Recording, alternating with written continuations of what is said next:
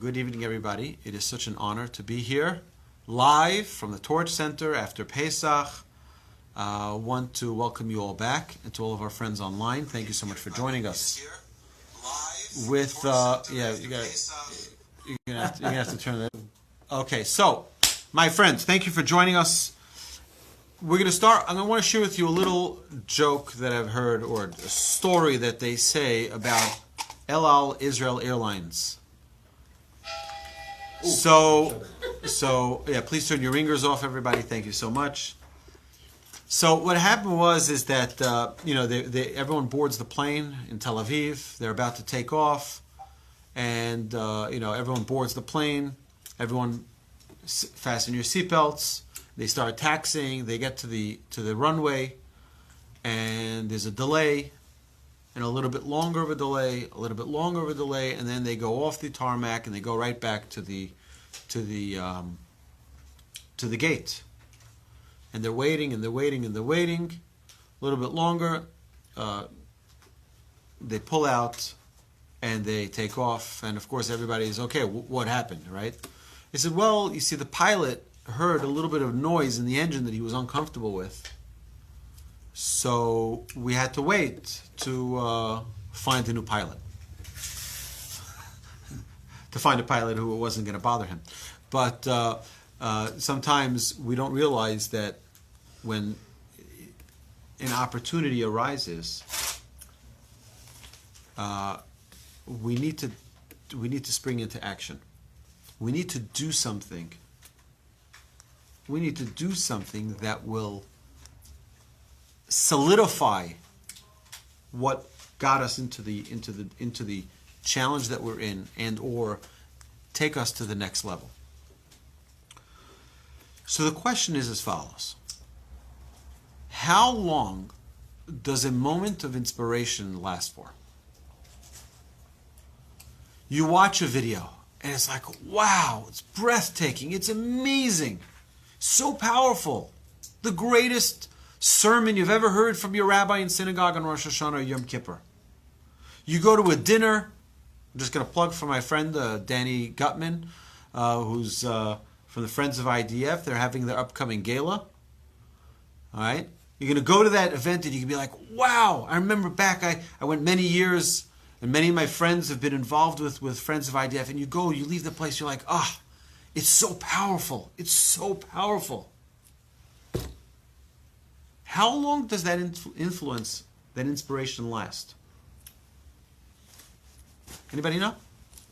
It's either momentary, or that evening, or 24 hours. it can be if you concretize it, if you go with it and make it concretize. How much time do you have till you can't even connect with it? How much time do you have till it's gone? 5 hours. So in the world of sales or the world of fundraising, they say that you have a maximum of 72 hours. No. Maximum of 72 hours. After 72 hours, they didn't even know your name. Who are you? What? Where did I see you? No idea what you're talking about. I wasn't at any event this week. I would say that was 15 years ago. Today, because we have so much bombardment of information, of technology, we get videos, people send us jokes, people send us pictures, people send us, there's things constantly going on, constantly, things that are grabbing our attention, grabbing at our attention, and it is questionable whether that influence will be there for more than 18 minutes.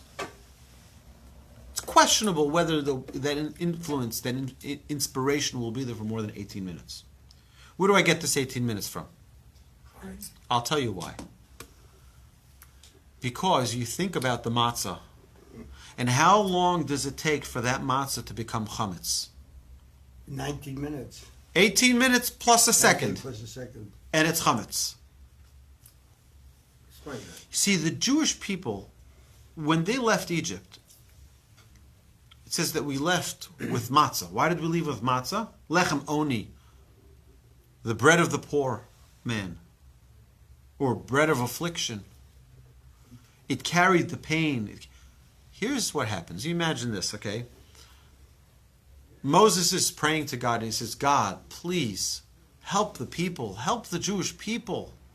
God says, what are you yelling at me? What are you praying to me? Go, get out, take the Jewish people and go. There is a time that even prayer is not the right time. There's a time for action. There's a time where stop praying. Go. Go ahead. No wasting time. No delay. Go do it.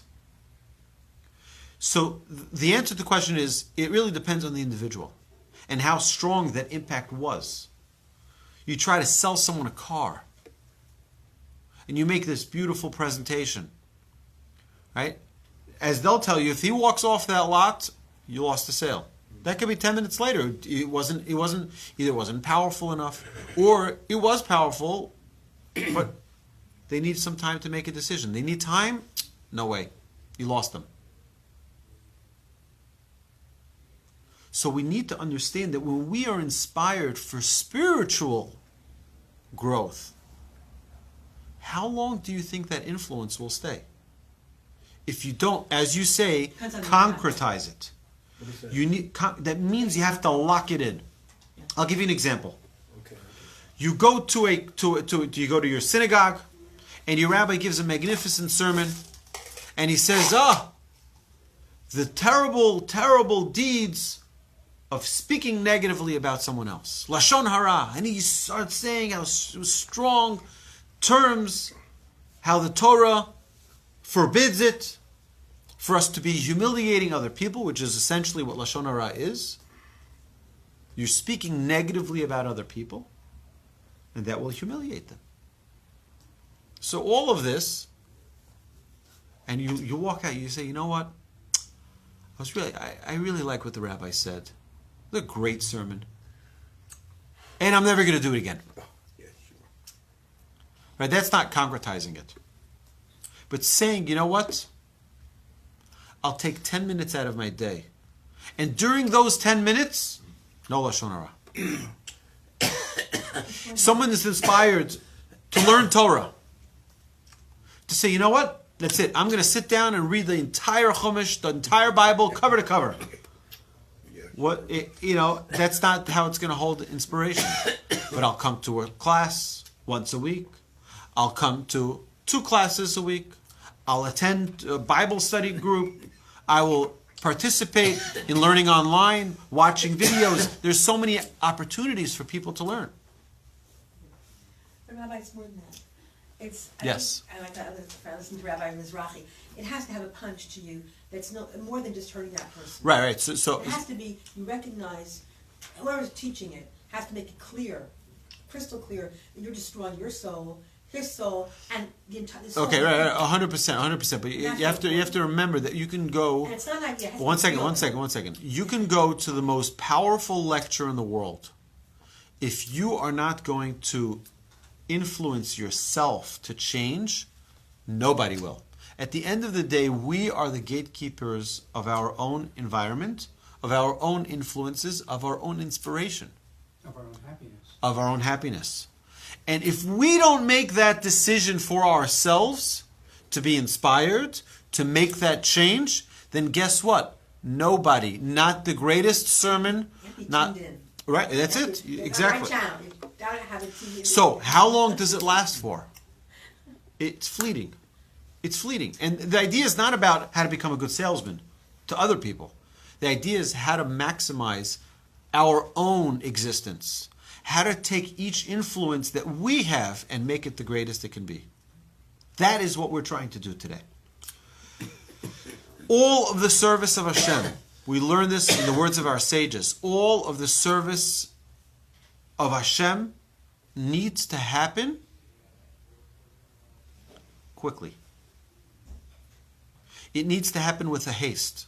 It needs to happen where you don't waste time. You waste time, you lost it.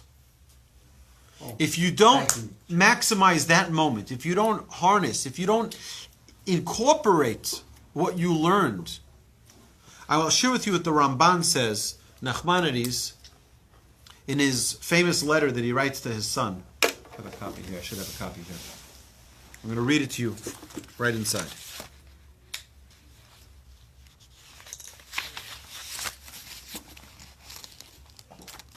He says as follows.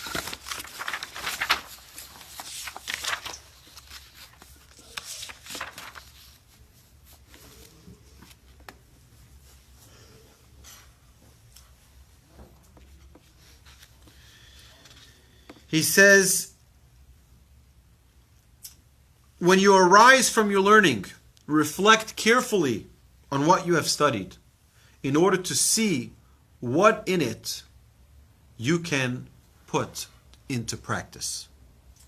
That's on a daily learning experience. That, imagine if we sat after we heard a sermon, after we heard great words of inspiration, you watch your favorite TED Talks speaker. Wow, it's so inspiring. It's amazing. Okay, now what? Now let's just move on with the day. I remember when I was in yeshiva, this is 25 years ago. And some of you don't think I'm 25. I just had my, the 13th is going to be my 40th birthday. Thank you very much. And my Hebrew birthday was, I consider myself 40 already.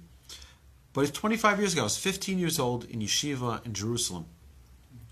And I remember the rabbi would give a lecture that was, to me, it hit my core. It hit my soul. And I remember I didn't want to talk to anyone after that lecture because I didn't want that influence to fade. It was so powerful. And sometimes, obviously, as a 15-year-old, we don't necessarily know how to harness these experiences and to make them part of our lives. Thankfully, many of them stayed with me till today. Many of those lessons, many of those inspirations. But to make it part of who you are, not letting it. I'll tell you a very interesting Talmud.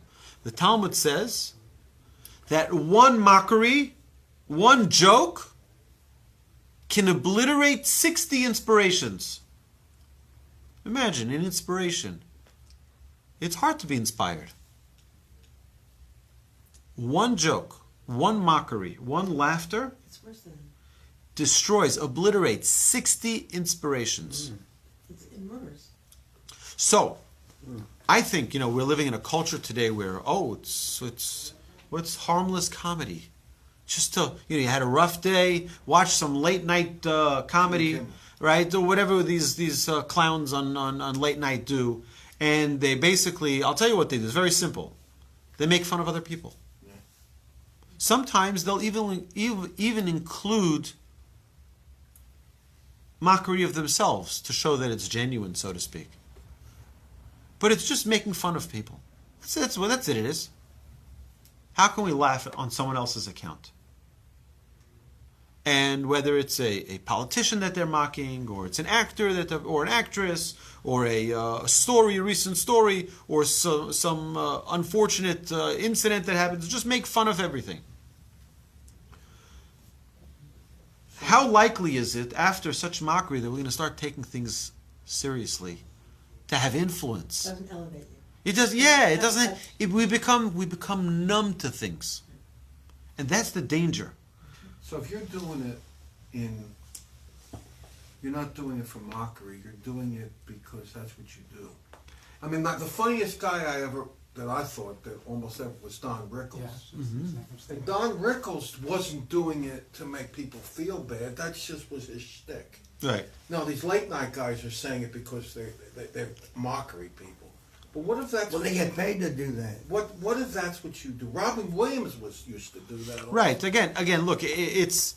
He was very spiritual. Regardless, I think any type of mockery, you have to be very, very careful. Even There's if no it's question. Look, good-natured? if Reader's Digest says that laughter is the best medicine, then it has to be true, right? No, obviously, I'm saying that facetiously. But the idea is like this: is that is it important to laugh? Yeah. Is it important to have fun and to?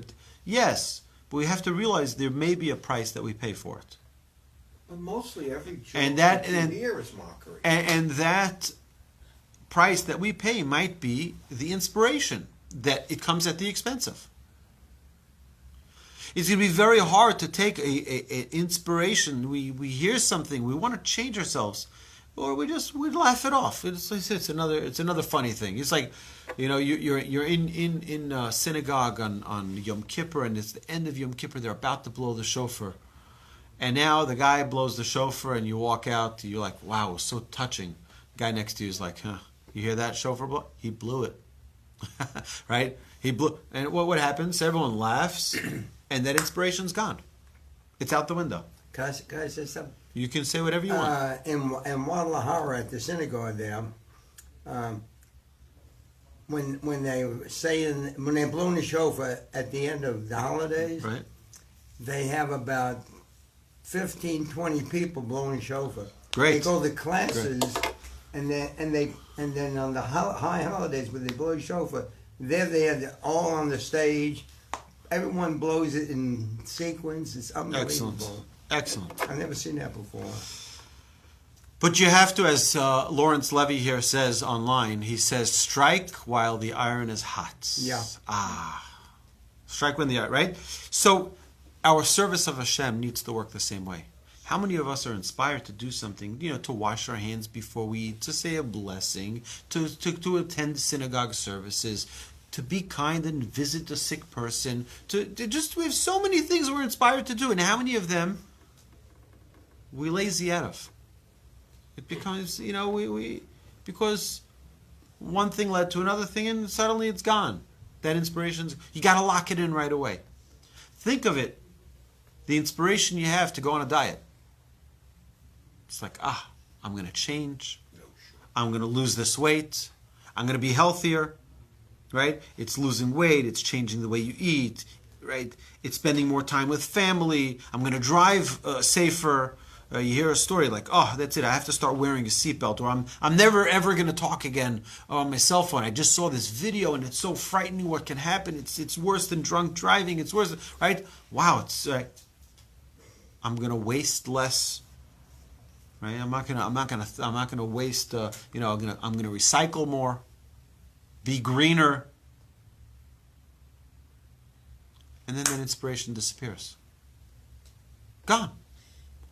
Why does it disappear? Because we don't lock it in.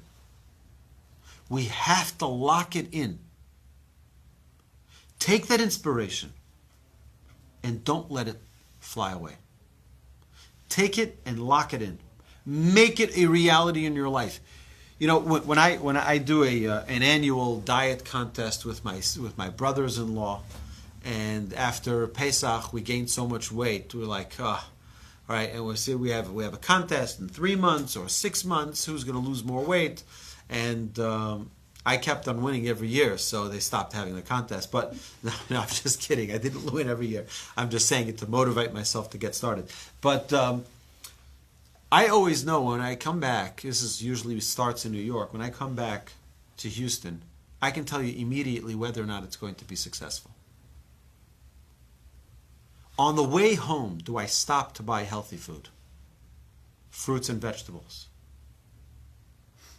Because if I get to that house, I'm going to say, you know what? I don't have fruits and vegetables. I'll just eat one little thing and then later I'll get to it. And it never starts. You got to start right away.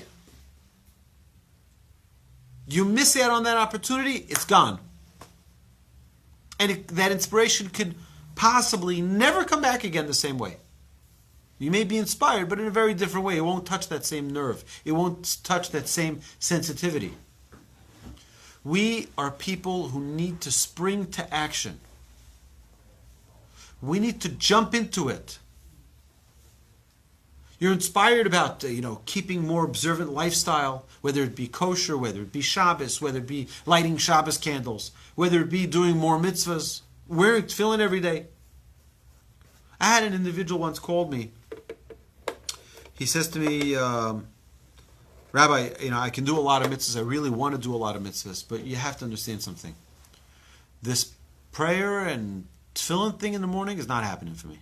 He says, I start my day, I start working very, very early in the morning. It's before sunrise. It's before you can put on tefillin.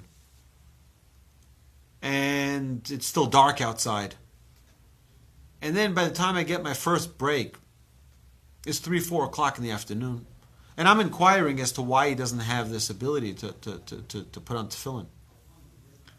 See, he says to me, Rabbi, I don't have an hour of my day to put on tefillin and pray. I don't have that hour.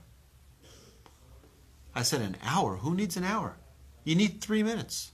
Put your tefillin on, say the Shema, and take them off.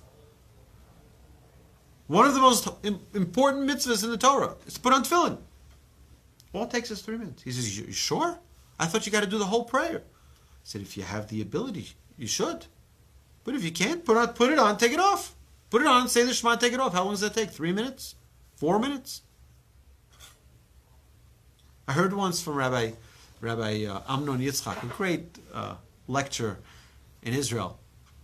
He would say, when people say, I can't wear tefillin, not a chance. He says, tell me, I give you a bar of chocolate. Pesach time, everyone buys chocolate, kosher for Passover chocolate, right? You have 24 pieces in that chocolate. It's 3, right? 3 by 8. It's 24 pieces of chocolate. So they give you a bar of chocolate, your favorite chocolate. You like it with hazelnut? I don't eat You don't eat chocolate. Okay, great. He's on. You see, sprung into action. That's it. No chocolate. Great. So I give you this 20. I'll give it to you. Okay, I give you 24 pieces of chocolate. All right. You say, "Oh, thank you so much, Rabbi." You open it up. You're like, "Oh, it's my favorite chocolate. I love this. I love this." Of course, picks it up, makes a blessing, takes a piece of chocolate. Is like, "Oh, I haven't had this in years. It's so delicious. It brings me back so many years to that chocolate. Oh, wow, I remember I would be," right? I'm like, you know what? I really got an appetite for that chocolate. Can I have a piece? Would you give me a piece? One piece? 24 pieces? You ate one? You have 23 left. Would you give me one? Sure. You would? Yeah. Okay. Right. I tasted. I was like, wow, this is really great. Do you mind one more? Yeah. Would you give me? Yeah. Okay, I taste it, and it's like, oh, I'll have this together with my coffee. This is so delicious. Would you give me another one? Yeah. How many would you give me? At what point would you say, okay, enough is enough? I mean, like 5 maybe. 5 All right, 5 pieces. That's not bad. 5 pieces of chocolate I'd get back. Right? Here's the trap. God gives us 24 hours a day. He's not asking for 5 hours back. Give him 10 minutes. Give him 10 minutes. Put that tefillin on. Say the Shema and take it off. It's a biblical commandment. A mitzvah. It's a great opportunity to connect to Hashem. It's so easy. We could do it. But we get this inspiration. We say, you know what? Let me see. When I come back from vacation, I'll do it. I have people say, when am I going to give the charity? I'll give the charity. When I make the money, then I'll give it. But the truth is, I once went around my table. It was when they had the mega millions. It was like $600 million or $700 million, and I had a whole big crowd of. You remember that? You remember that? And we went around the table and we were asking, okay, if you won, what would you do? Of course, everybody said, "Oh, I'll give all the money to Torch." Yeah, as soon as I get the money, I'm writing a check out to Torch. Everyone said that. One guy said, "You know something? I wouldn't give anything. I would buy my house, a vacation house in Italy, and I'd buy a vacation house in Mexico, and I'd buy a vacation house in Los Angeles, and I'd buy my own airplane." And everyone's like, right? And I said, I think he's right. That's what he would do, and that's what all you would do. You see, giving is not something which happens overnight. Giving is a muscle. And if you don't have that muscle worked out, having more money is not going to work that muscle. When something happens, then I'll do it. I've heard that from 1,500 people. Nothing changes. And when they close that deal, you know what? You're right. I did say it, but I'm going to invest that money so I can give you more. Right? It's like, I've heard all the excuses. But if we don't spring into action, if a person makes $100, we have a tithe, so we give $10. Give it, boom, right off the top. Are we a person who goes into action or a person who waits? A person who says, you know what? When this and this and this and this all fall into place, never happened, then I'll use that inspiration. That inspiration's gone already. By the time you finish the sentence, it's gone. You had a question? No, it was a thought. It wasn't I think giving is the joy of giving is greater than any joy of acquiring. Trust me, it's like it's short lived. It's like a sugar rush. Acquiring Right. things, That- money, yeah. and acquisition.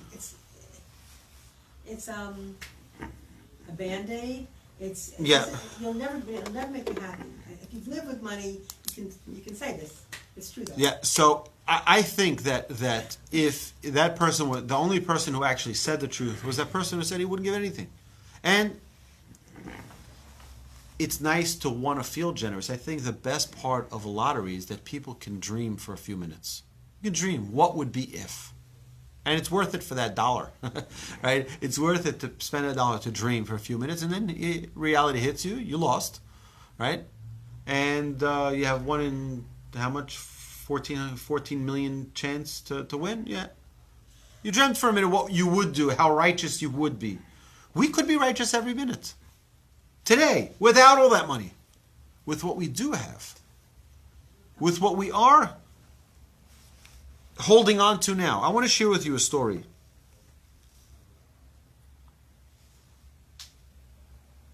There was a synagogue, I believe this was in Seattle, Washington, many, many decades ago, that on Yom Kippur, the eve of Yom Kippur, called Nidre, you honor someone to take out the Torah and to bring it to the Bima. And there, they have the Sefer Torahs, and the Chazan sings the Kol Nidre, and he says it out loud, beautifully. In this particular synagogue, they asked one of the elder men to have the honor of opening the ark and bringing the Torah out. And as he takes out the Torah, he has a heart attack. He falls with the Torah and dies on the spot. Obviously, it's a big shock. We all know that it's very serious if a Sefer Torah falls. It's even more serious if someone passes away in the process. And obviously, they were very sad, but they were hit.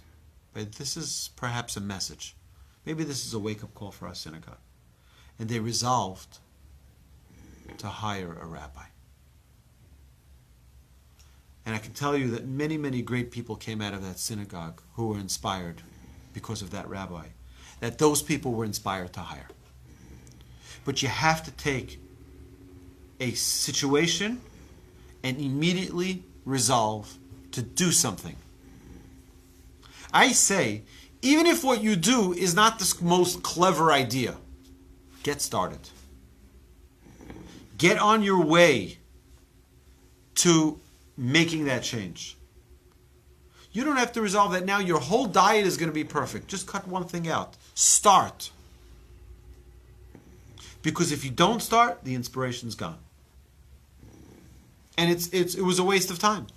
It was a great, so nice, he said such lovely things. 20 minutes later, they're gone. It's out. The inspiration's over. So, how many opportunities go to waste because we don't maximize the moment of inspiration?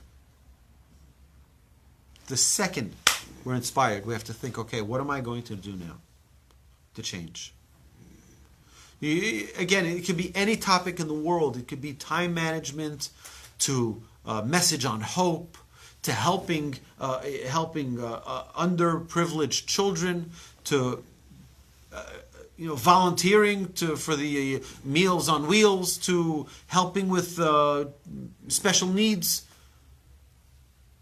Whatever it is, it could be 1,000 different visiting sick people. There's so many opportunities for us to do good deeds.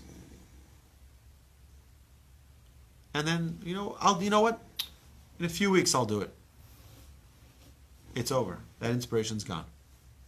Even if you may do it, but you're not doing it out of a passion, out of being inspired. And we all know there's a difference between being guilted to do something and being inspired to do something. Yeah, just ask our mothers. That's right, exactly. Ask any Jewish mother, she can tell you, right? guilty and damned. You know, the Mishnah tells us, Al tomar kishe'efne eshne. Don't say, when I have time, then I'll get the work done. Shema lo tipane. Because maybe the Mishnah says, you won't have the available time. You won't be available to do it. You may not have that opportunity later. So the great Kotzker Rebbe, the great Hasidic master said, he said, don't say Shema. Don't say maybe you won't have time.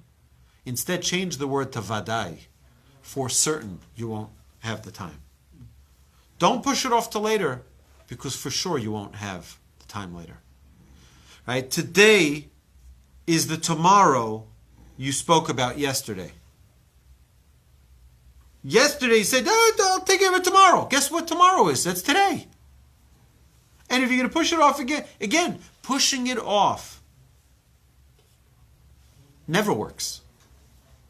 Because if you can't get it done now, I guarantee you're not going to be able to get it done later. When we are inspired to do something, we need to act. We need to concretize it, make it concrete. Put it into action. The same challenge you are facing now in inspiring action, you will face later. Nachshon. Who was the great Nachshon? Nachshon was the first Jew to go into the sea before it split. Right, that's right. Everybody else, Moses says, let's go. Everybody in the water. Andale, andale, let's go. And I was like, into the water? I mean, come on. And it was like, how's that going to work? He says, go, it's going to split. Go. God said he's going to split it. Everyone's like, how far would we go? I don't know. I'd put my toes in. I'd get my knees wet, maybe. It's not splitting. I think we should wait till it splits, right? Nachshon says, no. Let's go. And he just says, I'm walking till it splits. He's not going to wait. And he was greatly rewarded for it. Don't wait. Because what happens when we wait? That's when we get chametz. That's when we get the unleavened bread, which becomes, instead of a thin piece of matzah, we give it time and it rises and rises and rises, becomes so arrogant and becomes so big. It keeps on expanding. Right? That same piece of bread was a matzah. It was this little thin. You gave it time to rise, it inflates itself. And our sages tell us that the only challenge we face is the yeast in the dough. It's the Yetzer Hara. The Yetzer Hara gives us a sense of, oh, you're so, and you start expanding that I. And you make that I so big. I'm so big. I'm so great. And we lose sight of who we really are. Yes, you had a question. Quick question, because we have our viewers online. What's that? The Yetzer Hara is not just arrogance. It could be fear. It could be. Oh, of course. Of course. But again, if we wait, and Nachshon didn't let it wait. You don't wait. If you're inspired, you do. Right. You don't wait. In the morning, you open your eye and you say, what do I need? Right. You should start in the morning, whatever it's going to be, first thing. 100%. 100%. It is now. We say also, Im lo achshav imatai. The Mishnah tells us, if not now, when? What's the answer? Never. Now is the only time you have. You don't have a later, because the later is not guaranteed. Now, this moment, boom, now, is the only moment we have. Right? We need to exist in the now. You make time, you carve out time. So, we see that the redemption from Egypt was haste. Let's go. We got to move it. Because our sages tell us, why did God tell Moses, stop praying? Why did he say, stop praying, go. Tell the Jewish people, go. You know why? Had we waited one more moment, we could have dropped all the way down to the lowest level of impurity. You see, there are 50 levels of impurity and 50 levels of holiness. The Jewish people were at the 49th level of impurity. Had they fallen one more rung, one more moment, we would never be redeemed from Egypt. We got to move it. Get back up. And we have to move fast because we have to be all the way up at the top 49 days later to receive the Torah at Mount Sinai. We got one impurity to remove and one purity to add every day. One holiness to add every day. You got to take out one, put on one. Had they not moved that instant, that moment, they would have lost it all. How many times did we lose a lead because we said, you know what, I'll get it later. I'll make the phone call later. How many times did we lose out on changing someone's life because we said, you know what, I'll call them next week. I don't have time now. It becomes an incredible, you have at the end, we learned this in our breakneck through the Bible class on Tuesday night. We were talking about the Nesiim. They were the leaders of the tribes. And what's very interesting about the leaders of the tribes, when the Jewish people were giving donations towards the tabernacle, to the temple, Moses says, this is what we need. We need some copper, some gold, some this, some that, everything that they needed. So the Nesiim were the leaders of the tribes. They were very wealthy. And they said, you know what? Let's wait till everybody else gives. And then whatever's left over, we'll fill in the blanks. We're capable, we'll just fill in the blanks. Whatever else, right? It's very righteous. What did God see? God saw that it was lackluster. It wasn't jumping at the opportunity to do a mitzvah.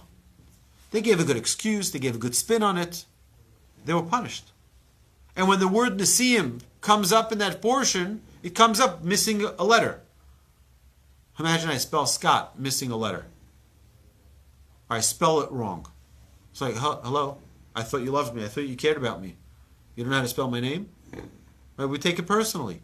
Guess what? In the Torah, the word Nesiim is spelled incorrectly. Missing a yud. You know why? Because they didn't jump at the opportunity. They said, yeah, we'll wait a little bit. We'll take our time. We don't have to rush any place. Now, granted, they made a very substantial contribution. The most expensive part of all the contributions was left for them, which is the stones for the breastplate. But because they waited, because they let that inspiration pass them by, yeah, I'll take care of it, and they took care of it. But they didn't have that excitement. They didn't have that energy. They didn't have that inspiration. They didn't have that motivation to do it. I'm doing it right now. They were punished for that. Even though they ultimately did it. But it's not what you do, it's how you do it. You do it with an excitement. You don't wait till you're dried out, till you're like, oh, okay, I made a commitment, I have to do it. But there's a fine line potentially to be drawn between excitement and speed. Would you say? You talk about doing it with passion. It's not about speed. It's not fast, right? For those who want to undertake Baal Teshuvah. Right. So and the biggest thing, which is they're being inspired to go and make a change. Right. But the number one thing, which almost every rabbi always ends up going and saying, is it's wonderful.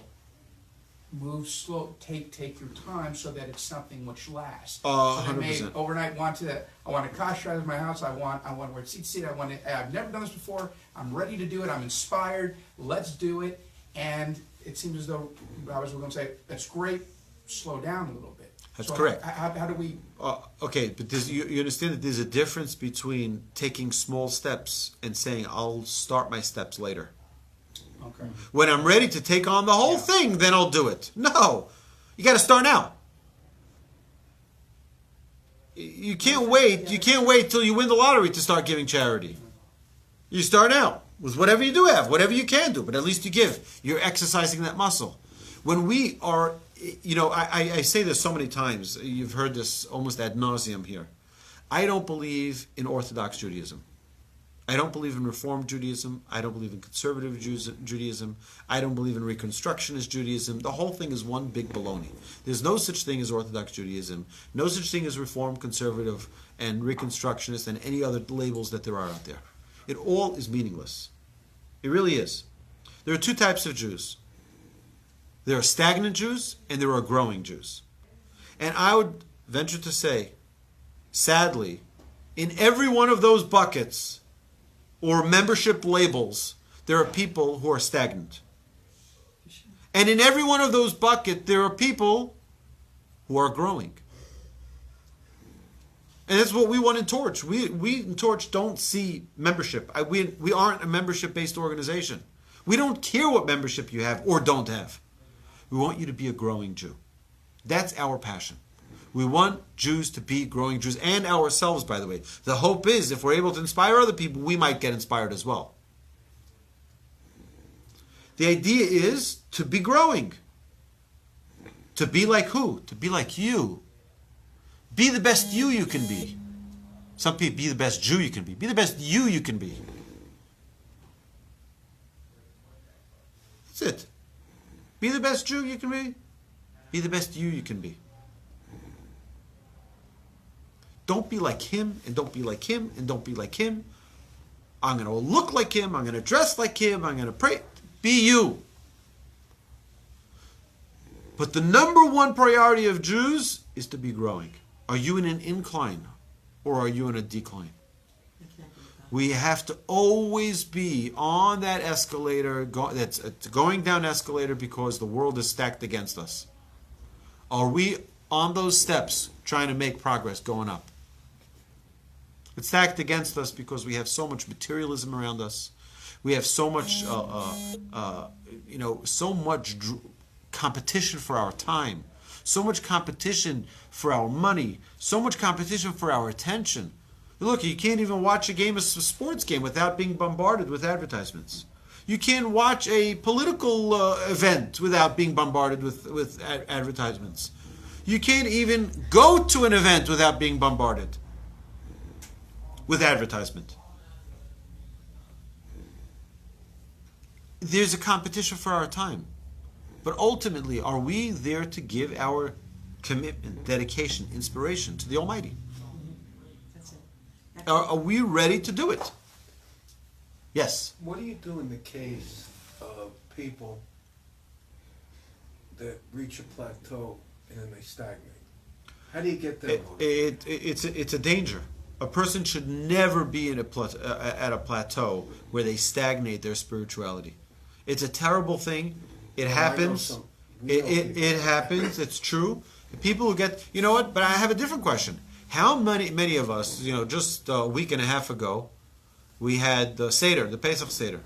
How many of us described the experience of the Exodus from Egypt exactly the way we recall it from Charlton Heston in the Ten Commandment movie? Why hasn't our maturity in our understanding of that experience grown through learning? You don't have to be a scholar. You can open up an art scroll Chumash and read it. Read those verses. And you see, 1 second, it's totally off. He missed it. He didn't get the right facts. There's so much missing from that story. And share that at our Pesach Seder. But sadly, we become comfortable that the same experience we had when we were 6 years old should suffice when we're 60 years old. Doesn't make any sense. Can I make a suggestion? You can make any suggestion you'd like. Personal experience to avoid stagnation. I keep a journal every morning, early in the morning. I write my journal, and I thank God for the simplest, most mundane things you can imagine. Thank you for this beautiful day, full of miracles. Thank you for this house I'm living in.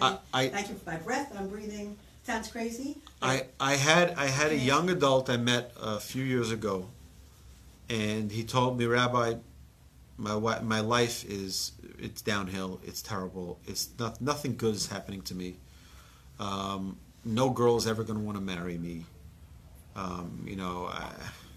I make enough money to live. I'm nothing. It's like I have nothing to be thankful for. Now, mind you, he's sipping on a $7 latte with a $1,000 iPad with a paid-off hybrid car out in front. And he doesn't know what he's living for. So I said to him, my dear, I said, can you please open up your nifty little tablet? I want you to give me an open notepad. Clean notepad. And I'm going to give you an assignment. And in the assignment, you're going to have to write 100 things that you're grateful for. And I'll help you with the first 10 or 20. Are you thankful to be alive? Write it. Can you see me? Yeah. Can you smell these coffee beans in this room? Yeah. Are you thankful that you have a car? Are you thankful that you have feet?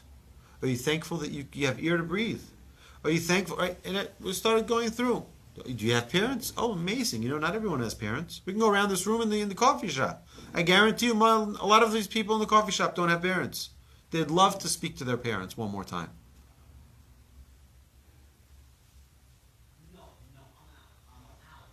Write them down. I said, call me when you get to 100. And he called me. It was a few days later. He says, I worked very hard on this. It really took me a lot of time. And I came up with my list. I have my list of 100 things I'm thankful, I'm grateful for. I said, now I have assignment number 2. Assignment number 2 is that every single morning when you wake up, you take that piece of paper and you stand in front of the mirror and you read them. Thank you for this, and thank you for that, and thank you for this, and thank you for that. And I guarantee you will become a much happier person, a person that any girl would be lucky to have. And with great joy, less than a year later, I officiated his wedding.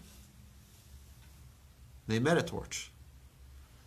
And it was an incredible transformation of a person who didn't realize how much good we do have.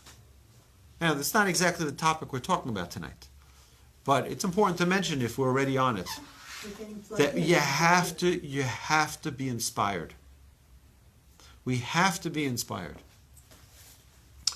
There's a story about written in the Talmud about a Nazarite. He came to Samson, and he asked him, "Why did you make this commitment? Nazarite, to become a Nazarite is not a great thing, because you're limiting yourself. You had to bring an offering of an atonement."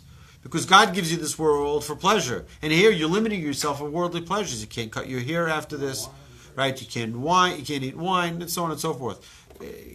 Samson couldn't eat grapes either, because he was on a higher level of Nazarite status. But this individual, they asked him, so why did you do it? Why did you make the commitment before you...